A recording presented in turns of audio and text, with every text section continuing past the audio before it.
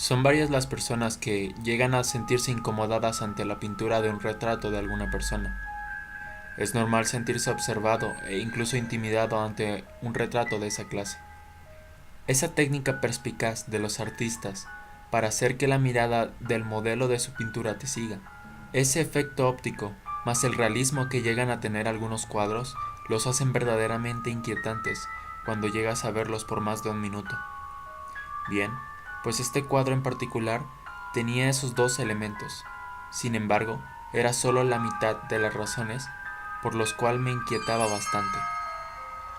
El cuadro en sí trataba de un caballero sentado en una silla elegante. Iba bien vestido, con un traje fino al parecer de a finales del siglo XIX. Detrás de él adornaba una chimenea monumental. Flores y cortinas adornaban el resto del espacio. La particularidad del cuadro radicaba en el mismo y en la técnica empleada, pero una singularidad extraña resaltaba. Del lagrimal del ojo izquierdo de aquel hombre emanaba una pequeña gota roja. Probablemente el artista quería dar a entender que se trataba de sangre. Este cuadro lo vi por primera vez cuando era pequeño. Mi madre me llevaba a casa de mi tía abuela, y como todo niño curioso, exploraba la gran casa de mi anciana tía abuela. Subía a los cuartos de arriba, jugueteaba en la sala de estar, pero lo que más me gustaba era jugar en el jardín. Fue un día lluvioso el día que me topé con ese cuadro. Tendría unos 6 años. Mi madre visitó a su querida tía, y esa vez se me ocurrió bajar al sótano, ya que por la lluvia no podía salir a jugar al jardín. Abrí esa puerta que me llevaría al único lugar de la casa que jamás había explorado.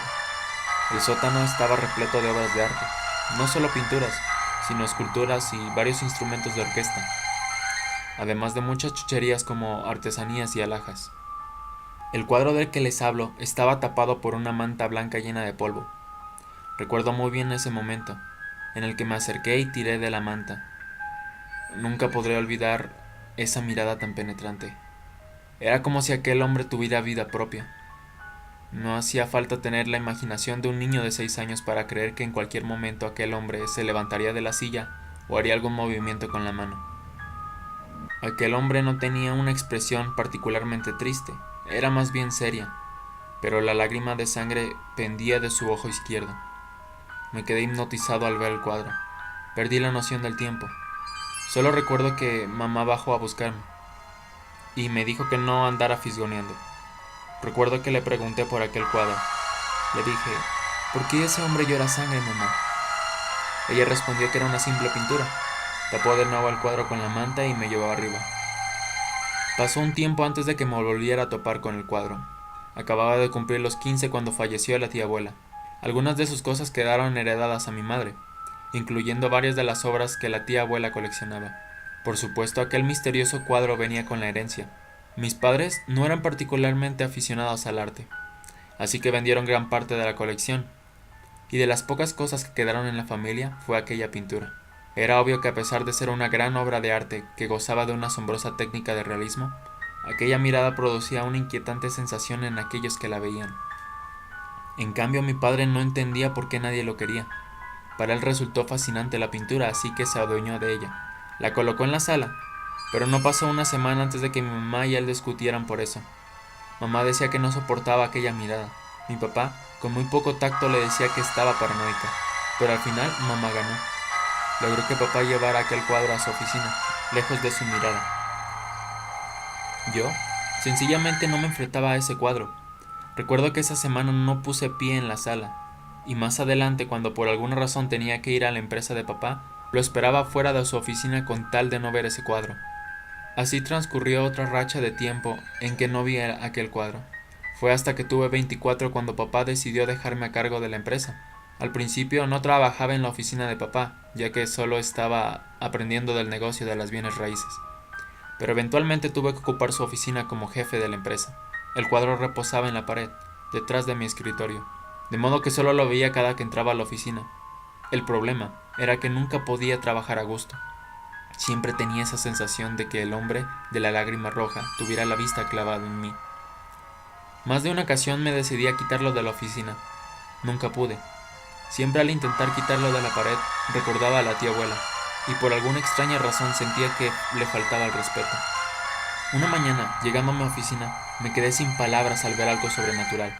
El cuadro había cambiado, no de una manera drástica, de hecho era casi imperceptible. En su momento me pregunté si ese cambio no había sucedido tiempo atrás sin que yo me diera cuenta. Los brazos del hombre que siempre reposaban en el muslo derecho, una mano sobre otra en una pose elegante. Sin embargo, ahora las manos de él caían sobre los brazos de la silla, y no era el único cambio, ni el más aterrador. La lágrima que siempre estaba pegado a su ojo, ahora resbalaba, dejando un delgado río color rojo en su mejilla. Nadie más en la empresa pareció notar aquel cambio, ni los vendedores, ni la secretaria que frecuentemente entraba a mi oficina. Simplemente no entendía. Llegué a pensar en que en verdad podía estar paranoico, viendo cosas que no eran. Asustado por el suceso hablé con papá, preguntándole si alguna vez le sucedió esto. Me dijo que no, pero que siempre le había dado mala espina. Aún recuerdo sus palabras. Al final tu madre tenía razón en sacar aquella pintura de la casa. Lo mejor será que te deshagas de ella, hijo. Era lo que necesitaba escuchar para deshacerme del cuadro, y cuando más estaba decidido en quitarlo, llegué a la oficina en la mañana siguiente y descubrí más cambios. La chimenea siempre se mostró sin vida. En cambio, ahora asomaban unas pequeñas brasas encendidas. Pero nuevamente no era lo más aterrador. Ahora había una lágrima de sangre más, solo que esta vez recorría la mejilla derecha y se detenía a la altura de la nariz.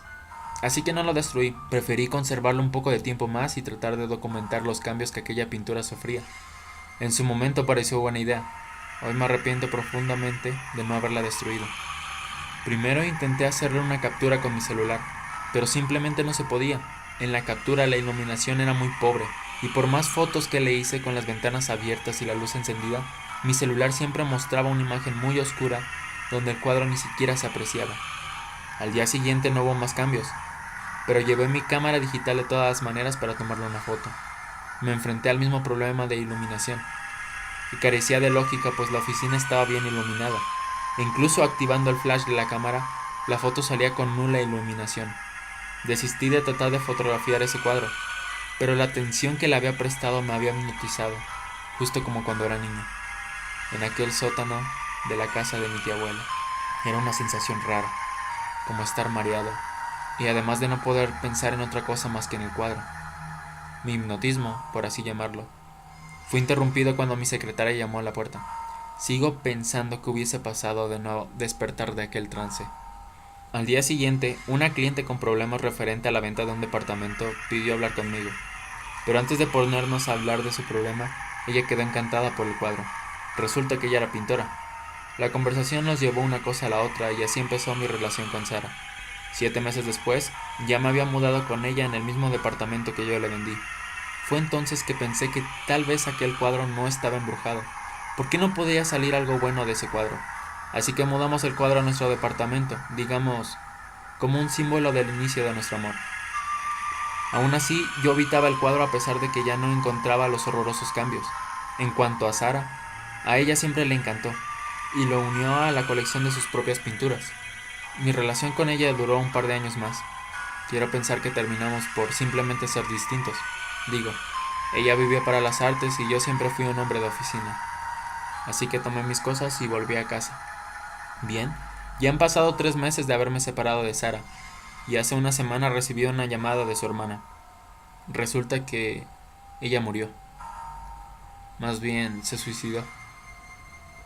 Obviamente su familia no me ve con buenos ojos, puesto que creen que Sara no pudo soportar nuestra separación, aunque ella fue quien terminó la relación después de todo, argumentando que no podía vivir con un hombre como yo. En todo caso, a mí me dolió más la separación que a ella, de eso estoy seguro.